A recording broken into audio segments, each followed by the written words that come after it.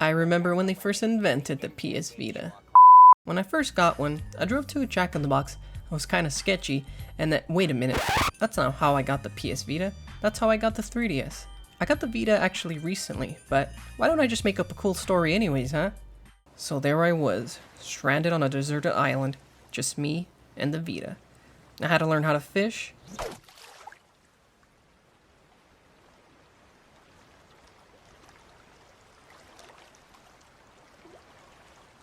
how to make fire. I even practiced a little bit of dentistry.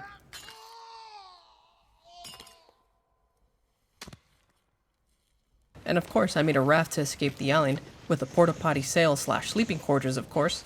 But on the journey, the PsVita was lost. I'm sorry. PsVita. PsVita. Sorry. PsVita. Anyways, here we are now, with the Vita. The PS Vita released in 2011 in Japan, and 2012 in North America and other regions. The initial lineup was good, and had titles including Hot Shots Golf, Uncharted, Rayman Origins, and some of these were launch date titles.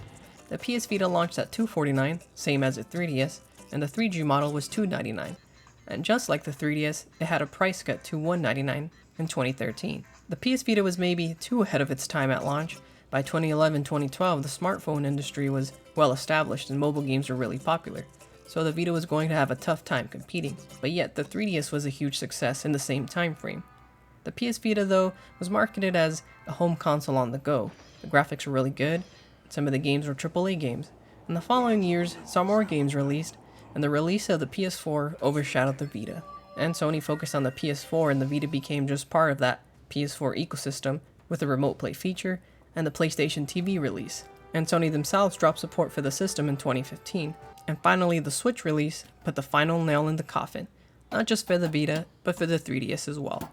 The Switch could play home console games on the go, so what would be the point of portable consoles having a different portable version of the game? The PS Vita was officially discontinued in 2019, but it did have success in having fans and communities in Japan and in the West. Minecraft had success on the system, and RPGs were released on the system, like Disgaea and Undertale were released on the system.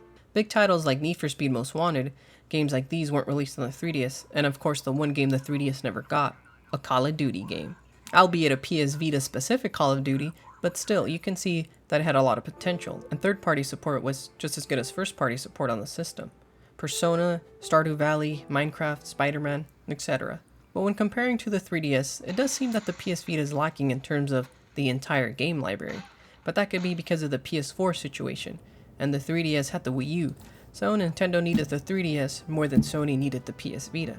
The Vita also wasn't backwards compatible with physical PSP games, that is, only on the PlayStation Network, which was fine for the bare minimum. But that meant your PSP physical library wasn't playable unless you rebought the games online, which you can technically still do, but you can't make a new PSN account for the Vita on the Vita itself. It has to be done on a PC or a phone.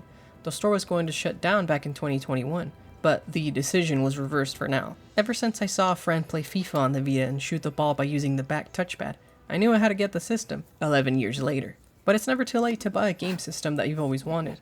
Now I can go besides my 3DS. Hey, no fighting now. Whoa!